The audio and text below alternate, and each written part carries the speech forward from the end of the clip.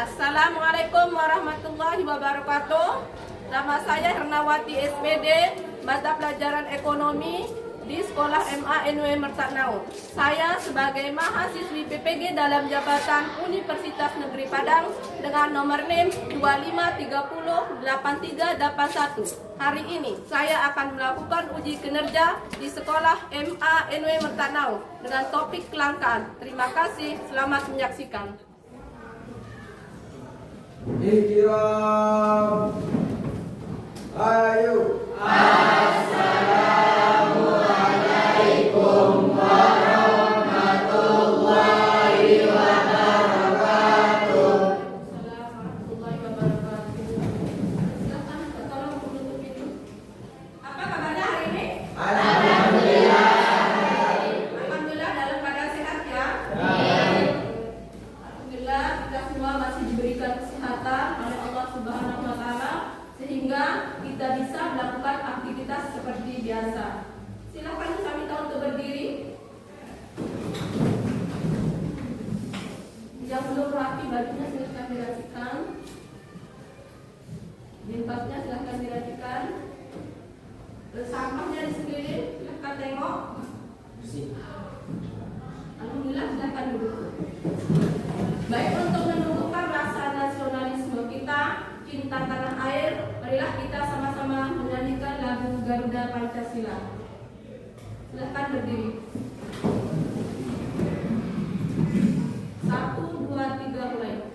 Garuda Pancasila, akulah pendukungmu.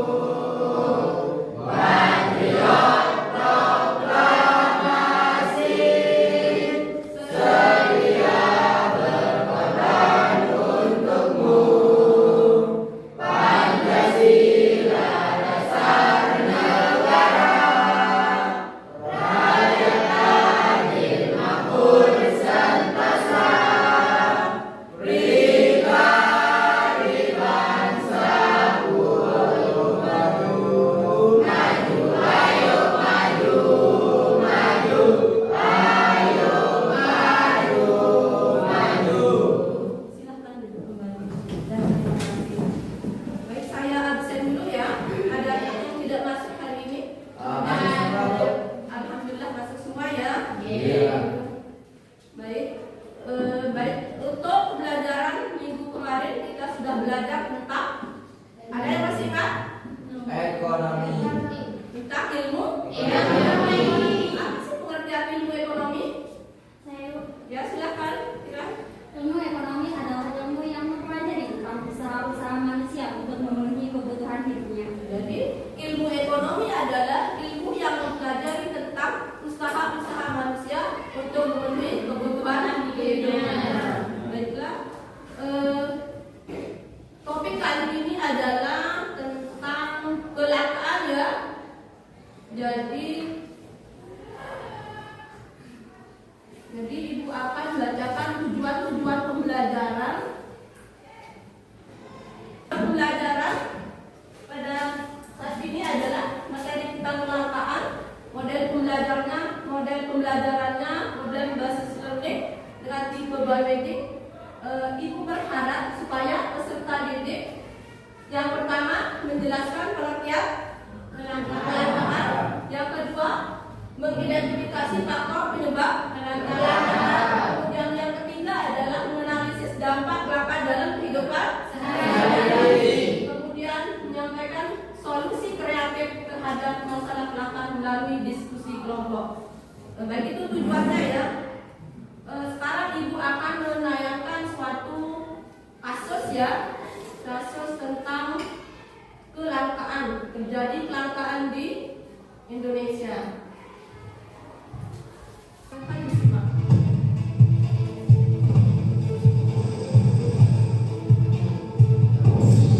Antrean panjang kendaraan bermotor terjadi di salah satu stasiun pengisian bahan bakar di Jalur Pantura di Kecamatan Panji, Kabupaten Situbondo pada Selasa siang. Pengendara sepeda motor, mobil, hingga truk rela antre selama lebih dari 1 jam demi memperoleh pertalite dan solar. Kondisi ini sempat membuat arus lalu lintas di jalur Pantura macet. Sejumlah polisi disiagakan di area SPBU untuk mengantisipasi saling serobot dan keributan saat pengendara mengantre berlipat pakar. Panjangnya antrean membuat pengelola SPBU berinisiatif membagikan air mineral untuk pengendara yang sedang antre di bawah terik matahari.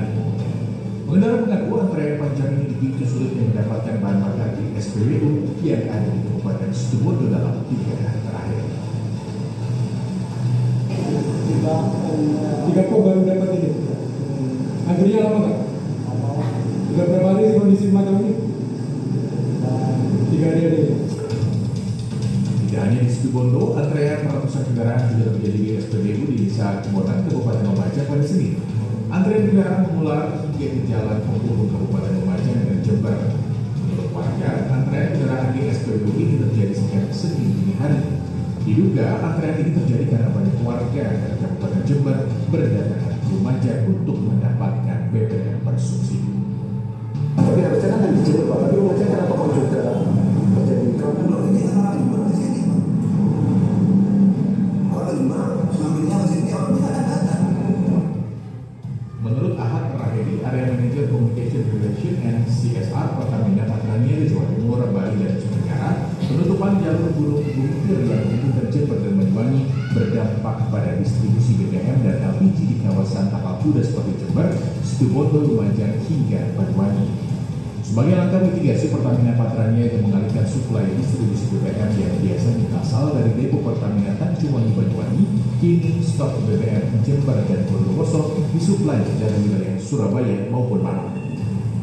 Dari 4 sampai 11 jam tentunya kita juga merencanakan alih suplai. Selain dari mengandalkan yang dikirim oleh Terminal Tanjungwangi, kami juga mengirimkan dari Surabaya dan juga Malang.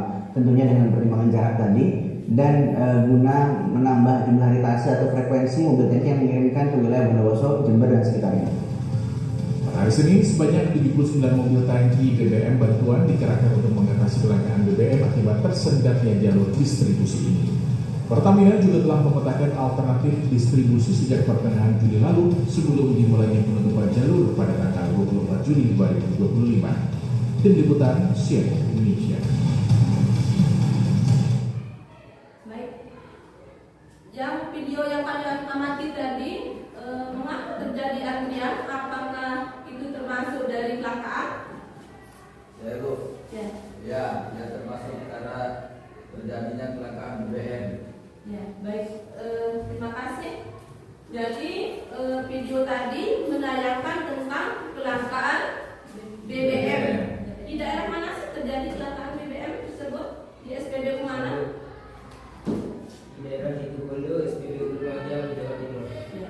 Jadi di daerah di Situbondo, Jawa Timur, SPBU Lumajang ya, tepatnya terjadi kelangkaan. Kemudian apa sih penyebab kelangkaan? Penyebab kelangkaan di daerah video tadi? Ya, silakan. Daerah lain di Jember mengisi BBM ke SPBU di Lumajang karena stok BBM berkurang karena penutupan jalur. Ya, baik itu makanya terjadi kelangkaan BBM di daerah di SPBU Lumajang. Kemudian apa solusi alternatif yang diberikan tadi di daerah tersebut supaya tidak terjadi kelangkaan? Ya, Bu. Dari pasokan tambahan BBM. Ya, salah satunya memberikan lagi tambahan pasokan BBM. Baik, jadi ada yang tahu pengertian kelangkaan? Ya, Bu. Ya, silakan. Kelangkaan adalah kondisi di mana sumber daya yang tersedia terbatas, sedangkan kebutuhan manusia tidak terbatas. Jadi kelangkaan adalah kondisi di mana sumber daya alam itu terbatas ya, sedangkan kebutuhan manusia itu tidak terbatas. Itu yang menyebabkan terjadinya kelangkaan. Kondisi di mana sumber daya alam terbatas, sedangkan kebutuhan manusia itu tidak terbatas. Itu pengertian kelangkaan ya.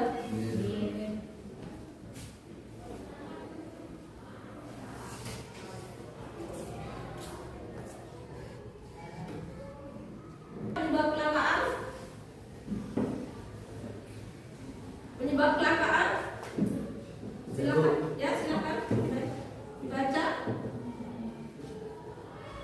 Penyebab kelangkaan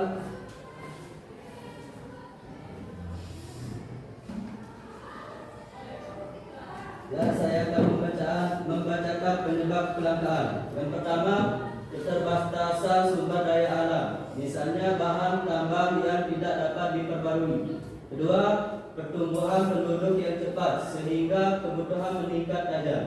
Tiga, bencana alam. Keempat, kurangnya teknologi atau keterampilan untuk mengolah sumber daya. Dan kelima, distribusi barang yang tidak merata. Jadi ada 5 faktor penyebab kelangkaan ya. Pertama adalah keterbatasan sumber daya. Yang kedua, pertumbuhan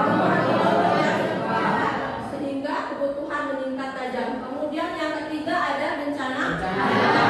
Bencana alam juga bisa menyebabkan kelangkaan. Kemudian yang keempat adalah kurangnya teknologi untuk mengolah sumber daya. Kemudian yang terakhir adalah distribusi barang yang tidak merata.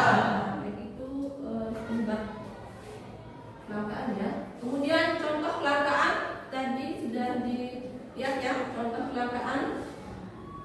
Kemudian dampak kelangkaan. Silakan, ada yang bisa membantu? Silakan. Ya, silakan.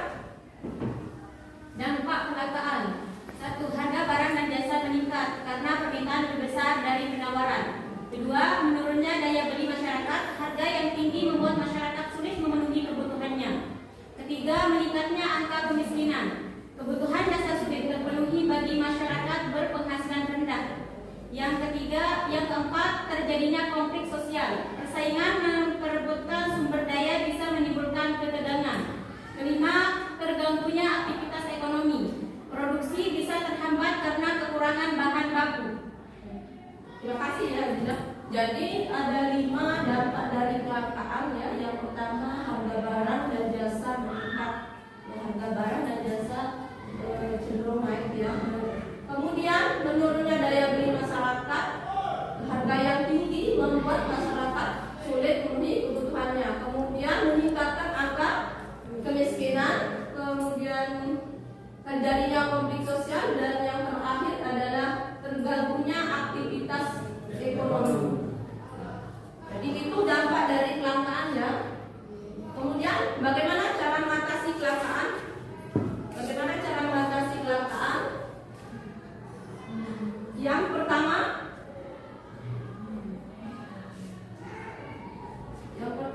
apa? Menggunakan sumber daya secara efisien dan bijak, artinya tidak boros. Kemudian menggunakan sesuai dengan kebutuhan. Jadi yang kedua adalah mengembangkan teknologi baru untuk meningkatkan produksi dan efisiensi, misalnya pertanian modern. Kemudian yang ketiga melakukan daur ulang dan penggunaan kembali, ya, mengurangi ketergantungan pada sumber daya baru. Kemudian yang keempat, yang adil ya, yang adil. Kemudian yang terakhir,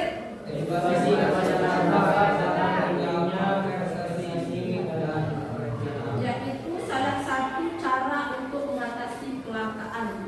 Jadi baiklah, untuk selanjutnya kita akan diskusi ya, diskusi kelompok. Kemarin Ibu sudah bagi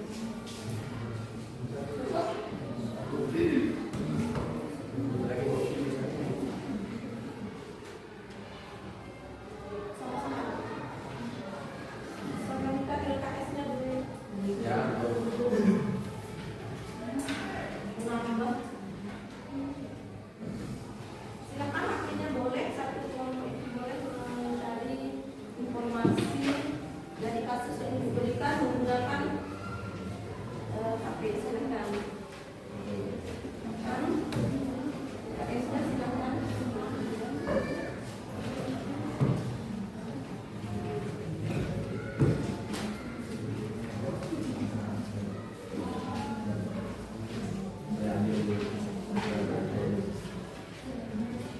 Kasus yang sudah diberikan itu yang dibahas ya.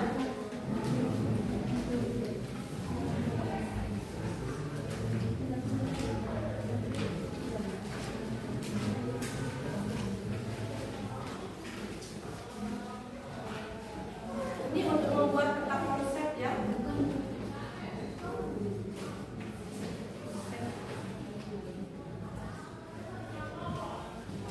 Silakan didiskusikan dengan temannya.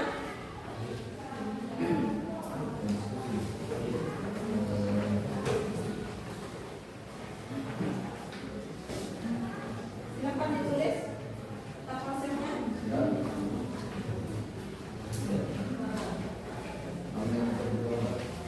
Tulis di sini data pendataan. Silakan diberikan gambaran apa kasus yang dijatuhi tentang. Ya, silakan. Silakan buat peta konsep. Tulis di paling atas belakang umumnya yang kelengkapan apa? Kasus apa yang didapat itu?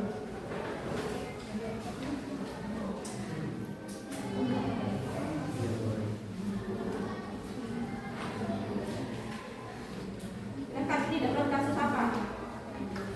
Kasus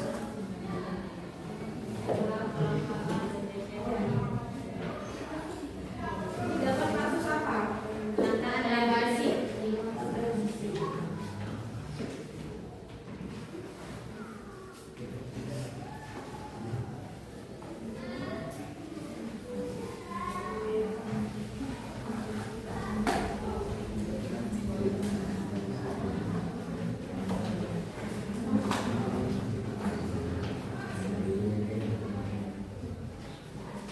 Buat peta konsep biasanya.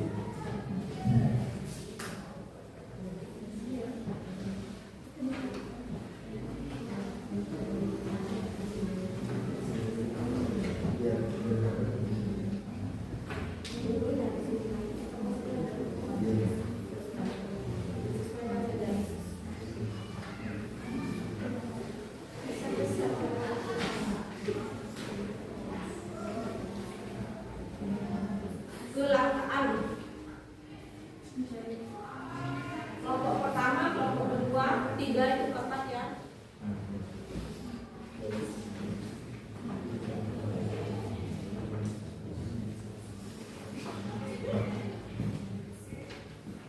Silakan ditulis judulnya dulu.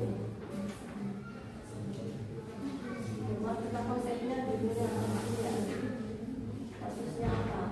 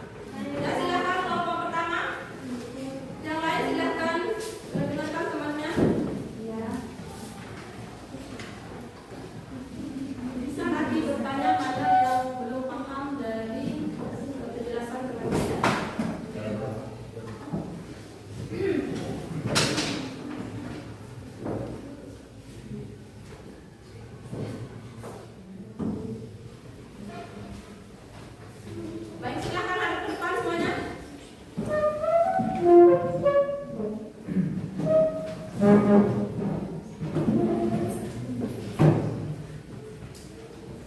Bisa dimulai ya, silakan.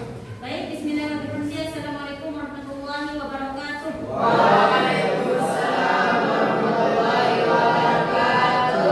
Perkenalkan, kami dari kelompok 1 akan presentasikan tentang materi kami, yaitu kelangkaan air bersih.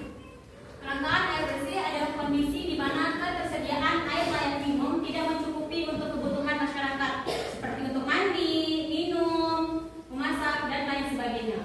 Di sini kami membuat peta konsep, yaitu kami membuat 3 peta konsep. Yang pertama berisi tentang penyebab kelangkaan air bersih, dampak kelangkaan air bersih, dan upaya mengatasi kelangkaan air bersih. Isi peta konsep yang pertama yaitu tentang penyebab kelangkaan air bersih. Penyebab kelangkaan air bersih yang pertama, pertumbuhan penduduk yang besar. Semakin banyaknya penduduk, semakin banyak pula permintaan air bersih. Yang kedua, pencemaran air seperti limbah industri, limbah rumah tangga, dan lain sebagainya. Yang ketiga, perubahan iklim, yaitu seperti curah hujan yang tidak menentu, kekeringan berkepanjangan, serta menurunnya ketersediaan air bersih di permukaan. Isi peta konsep yang kedua adalah dampak kelangkaan air bersih. Dampak kelangkaan air bersih itu yang pertama, krisis kesehatan. Kalau air bersih itu krisis, pasti banyak sekali terjadi penyakit seperti diare, kolera, dan lain sebagainya. Yang kedua adalah menurunnya produktivitas ketersediaan air bersih yang berpengaruh besar seperti pertanian dan industri. Yang ketiga, pendidikan terganggu dan terjadinya konflik sosial. Baik, isi peta konsep yang ketiga itu akan dibacakan oleh teman saya, yaitu Juliana Aulia. Upaya mengatasi kelangkaan air bersih. Yang pertama adalah konseptasi penghematan air, yaitu menggunakan air secara bijak dan mengurangi pemborosan air dalam kehidupan sehari-hari. 2.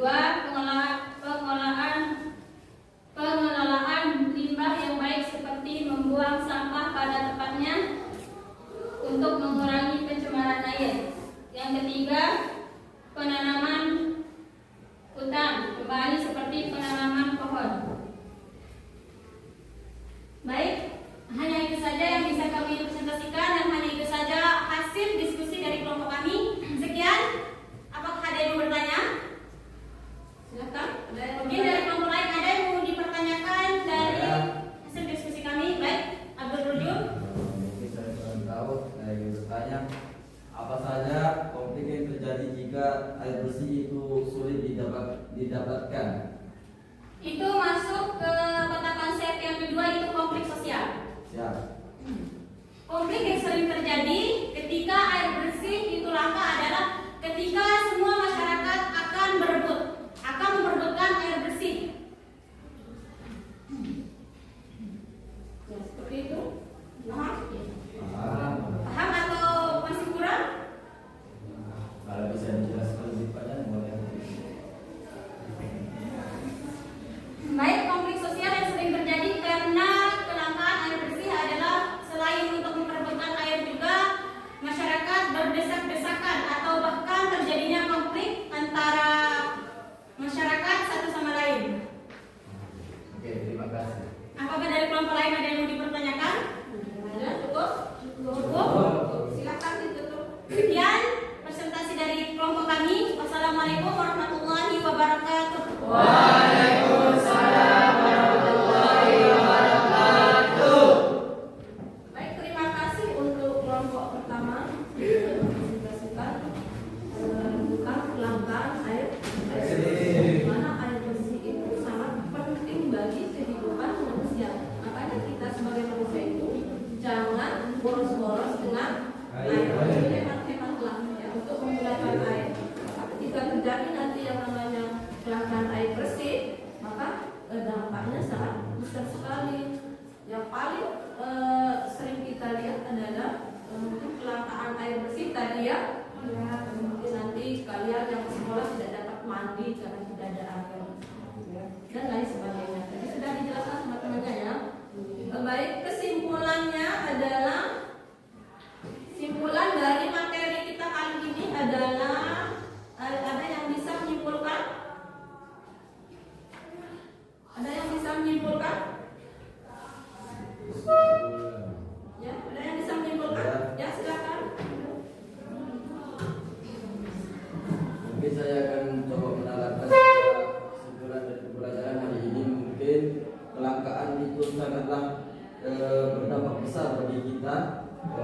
karena suatu benda bahan pokok yang kita gunakan sehari-hari itu kalau terjadi kelangkaan akan sulit kita dapatkan, seperti air bersih. Kalau meminum kita sulit, seperti orang-orang Papua, Rohingya yang sulit mendapatkan air atau makanan bersih, dan seperti BBM, karena negara sendiri dilihat dari kemajuan ekonominya itu dari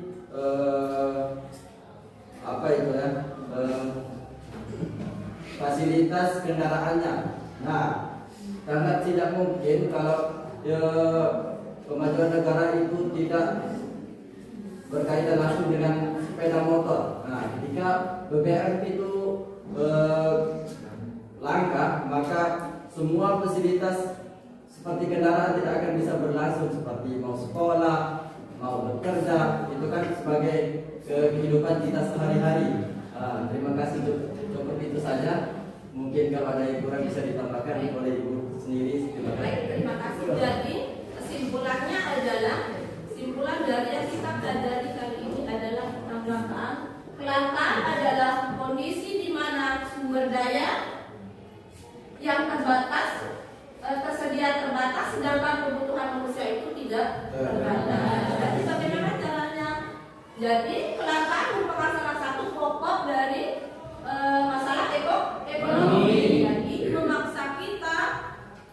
memaksa kita untuk membuat pilihan dan skala prioritas. Hasilnya seperti apa? Mana yang lebih penting itu yang kita dahulukan.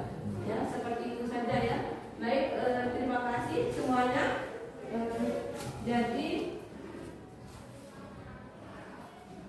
Jadi untuk belajar kali ini senang ya?